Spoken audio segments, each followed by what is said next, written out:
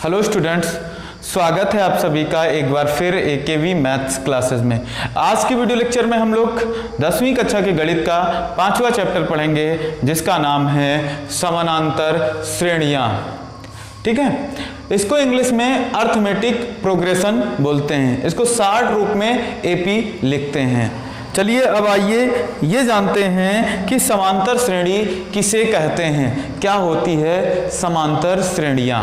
तो जैसा कि इसके नाम से ही पता है, इसका हम लोग अगर संधि विच्छेद करें, थोड़ा हिंदी में पहुंच जाएं तो हम लोग समानांतर का संधि विच्छेद करें तो इसको हम लोग लिख सकते हैं सम धन अंतर, अर्थात इसमें हम लोगों की दीर्घ संधि है। ठीक है, सम यहां से अगर हम लोग देखें तो सम माने हमारा होता है समान, सम माने समान और अंतर मतलब अंतर, डिफरेंस। ठीक, यानी और इधर श्रेणियां मतलब एक सीरीज श्रेणी, तो यानी यहां से हम लोग ये कह सकते हैं ऐसी श्रेणी जिसमें समान अंतर पाया जाता हो उसे हम लोग समानांतर श्रेणी कहते हैं। ऐसी श्रेणियां जिनमें अंतर समान पाया जाता हो ऐसी श्रेणियों को क्या बोलते हैं, समानांतर श्रेणी अर्थात AP कहते हैं। अब आइए इसके उदाहरण को समझते हैं, उदाहरण से भी इसको समझ लेते हैं कि समानांतर श्रेणी हमारी होती क्या है। एग्जाम्पल से समझते हैं, तो एग्जाम्पल ले लें तो अगर ध्यान से देखें तो 1 2 3 4 5 6 डैश डैश डैश डैश, तो हम लोग देखें तो इसमें हमारा अंतर समान था।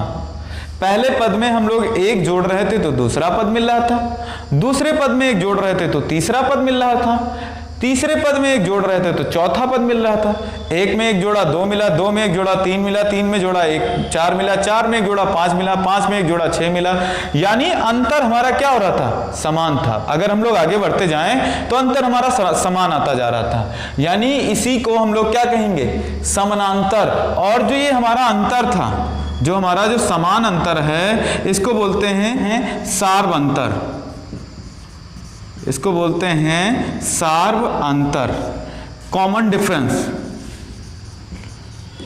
Common difference.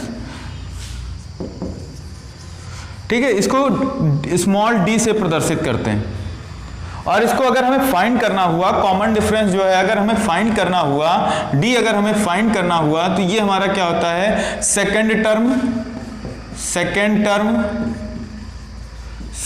Term minus first term. Common difference हमारा जो अगर हमें फाइंड करना हुआ तो इसको हम लोग कैसे फाइंड करेंगे, d को अगर फाइंड करना हुआ तो हम लोग सेकेंड टर्म में से फर्स्ट टर्म को सब्ट्रैक्ट कर देंगे तो हमारा क्या मिल जाएगा, कॉमन डिफरेंस मिल जाएगा। यानी हम लोग इस सीरीज में देखें तो 1 2 में से 1 को घटाएंगे, सेकेंड टर्म में से फर्स्ट टर्म को सब्ट्रैक्ट करेंगे तो हमारा 1 आएगा, सॉरी 1 आएगा। अगर थर्ड टर्म में से सेकेंड टर्म को घटाएंगे तब भी हमारा क्या आएगा, 1 ही आएगा, यानी 3 में से 2 घटाएंगे तो 1 बचेगा। यानी जो हमारा सार्व अंतर होता है वो हमारा क्या होता है, समान होता है। इसी तरह अगर हम लोग कोई दूसरी सीरीज ले लें, -3 -2 -1 0 1 2 3 डैश डैश डैश डैश, ये भी हमारी क्या है, ये भी हमारी। हाँ, और एक चीज भाई, जो ये हमारा प्रथम पद होता है इसको A से प्रदर्शित करेंगे, जो हमारा प्रथम पद होगा इसको किससे, A से प्रदर्शित करेंगे। यहां लोग हम लोग देखें तो हमारा क्या था, ये भी हमारी एक क्या है, समानांतर श्रेणी है। यहां पे जो हमारा A था वो -3 था, जो A था वो हमारा -3 था, और D हमारा क्या था, -1 था। ठीक है, D कैसे निकालेंगे, सेकेंड टर्म में से फर्स्ट टर्म को सब्ट्रैक्ट कर देंगे तो हमारा क्या निकल आएगा, कॉमन डिफरेंस अर्थात सार्व अंतर। अब आगे आइए हम लोग समांतर श्रेणी का व्यापक रूप देखते हैं। आगे समांतर श्रेणी का व्यापक रूप, व्यापक रूप की बात करें तो अगर हम लोग मान लें कि ये कोई जो श्रेणी है उसका प्रथम पद A है, हमने कहा, हमने मान लिया कोई सीरीज है उसका प्रथम पद A है और सार्व अंतर क्या है, D है। सार्व अंतर क्या है, D है। हमने क्या माना, प्रथम पद को अगर हम लोग A1 से डिनोट करें तो A1 बराबर क्या है, A है। अगर हम लोग a2 निकालें तो a2 हमारा क्या हो जाएगा, इसमें हम एक विशेष अंतर ऐड करेंगे, सार्व अंतर जिसको बोलते हैं, वो हमारा क्या है, d है। तो हमारा a2 पद क्या हो गया, a प्लस डी। a3 अगर देखें तो हमारा a plus D, second term में एक और सार्वंतर ऐड कर दें तो ये हमारा क्या हो जाएगा, थर्ड टर्म हो जाएगा, यानी a प्लस 2d। अगर हम लोग a4 लिखें तो ये हमारा a प्लस 3d प्लस का d, यानी a प्लस कितना, 4d। इसी तरह अगर हम लोग a5 लिखें तो ये क्या हो जाएगा, a प्लस, भाई यहाँ पे ध्यान देंगे थोड़ा सा, ये होगा हमारा a प्लस 2d, यानी a आ जाएगा a प्लस 3d, और यहाँ पे a प्लस 3d में हम लोग एक d और ऐड करेंगे तो ये हमारा हो जाएगा a प्लस कितना, 4d। इसी तरह हम लोग डैश डैश डैश, यानी यहाँ से हम लोग ये निष्कर्ष निकालते हैं कि जो हमारी सीरीज होगी वो हमारी क्या होगी, जो समांतर श्रेणी का AP का व्यापक रूप होगा वो क्या होगा, a plus D, a plus 2d, a plus 3d, a plus 4d, dash dash dash dash dash. ठीक है, हमने क्या कहा, जो हमारा समांतर श्रेणी है इसका जो व्यापक रूप होगा वो a plus D, a plus 2d, a plus 3d, a plus 4d, dash dash dash होगा। ठीक है, अब आगे समांतर श्रेणी दो टाइप की होती है। नंबर एक, परिमित समांतर श्रेणी, परिमित समांतर श्रेणी।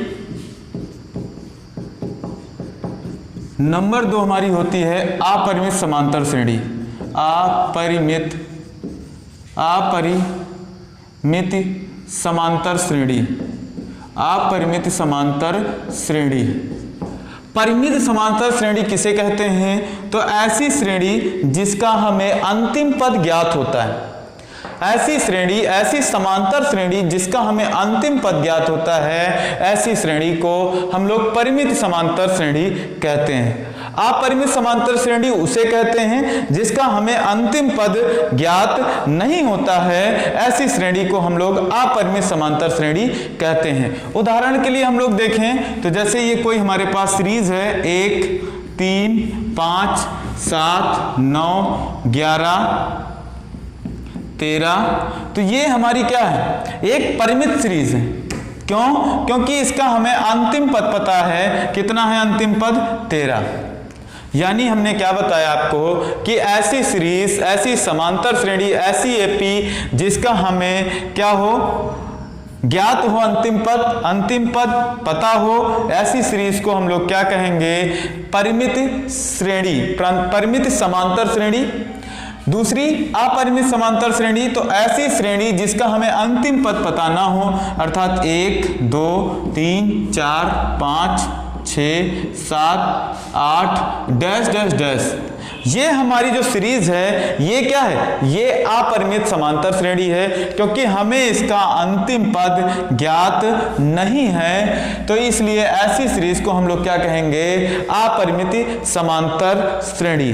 हम भाई अगर देखें तो इसमें अगर हम लोग ध्यान से देखें तो हमारा इसमें d कितना है, 1 है, a क्या है हमारा 1 है, और इधर अगर इस वाली सीरीज में हम लोग ध्यान से देखें तो हमारा a कितना है, 1 है, d कितना है, 2 है। d मैंने आपको बताया सेकंड टर्म से फर्स्ट टर्म को सब्ट्रैक्ट करेंगे, और जो हमारा पहला टर्म होगा उसको हम लोग a से डिनोट करेंगे, यानी a बराबर 1। अब आगे आइए एनसीईआरटी बुक का एग्जाम्पल नंबर 1, जो कि पेज नंबर 107 अर्थात 107 पे है। कहा गया है कि एपी 3/2, 1/2, -1/2, -3/2 डैश डैश के लिए प्रथम पद a और सार्वंतर d लिखिए। तो मैंने आपको अभी थोड़ी देर पहले बताया कि जो हमारा पहला पद होता है इसको हम लोग a से डिनोट करते हैं और इसी को प्रथम पद कह देते हैं, यानी यहां से हम लोग ध्यान दें तो a बराबर हमारा कितना है, 3/2। मैंने आपको क्या बताया, मैंने कहा कि हमारा a कितना होगा, जो हमारा पहला पद है 3/2, यही हमारा क्या हो जाएगा, a हो जाएगा। डी देखें तो डी मैंने आपको बताया था सेकंड टर्म में से, सेकंड टर्म हमारा 1/2 है, में से फर्स्ट टर्म को सब्ट्रैक्ट करेंगे यानी 3/2 को सब्ट्रैक्ट करेंगे।